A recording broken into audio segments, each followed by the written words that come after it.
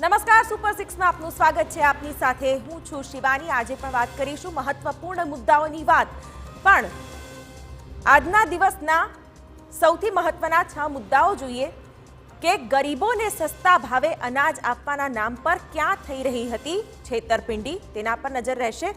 આખરે કયા કારણોસર ગુજરાતમાં સાવજ પર તોડાઈ રહ્યું છે સંકટ, તે સવાલ પર પણ નજર રહેશે। સલામતીના દાવા કરતી ગુજરાતની એસટી હકીકતમાં કેટલી સલામત છે તે પણ આજે આપણે બતાવીશું સુપર 6 માં। આજે સૌથી પહેલા મુદ્દામાં વાત કરીશું માસૂમ ભૂલકાઓ સાથે શાળાઓની અંદર બનેલા ચોંકાવનારા ઘટનાક્રમની। એક તરફ સુરેન્દ્રનગરમાં બાળકોને ક્લાસરૂમમાં કરી દેવાયા બંધ, તો બીજી તરફ નર્મદામાં કૃમિની દવાથી લથડી બાળકોની તબિયત। આ સાથે બીજા મુદ્દામાં વાત કરીશું, ખૂબ જ ચિંતાજનક છે આ મુદ્દો, જેમાં દસક્રોઈના મુક્તિપુરા ગામમાં લાભાર્થીઓ સુધી નથી પહોંચી રહ્યું સસ્તા ભાવનું અનાજ।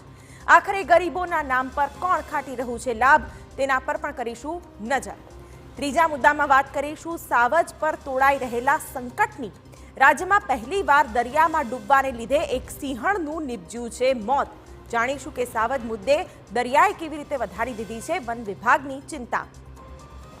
સલામત સવારી એસટી અમારી કહેવાય તો એવું જ છે, પણ ગુજરાતની આ એસટી ખરેખર કેટલી છે સલામત અને કેવી રીતે તેના દાવાઓ સાબિત થયા છે પોકળ, ચોથા મુદ્દામાં તેની કરીશું વાત।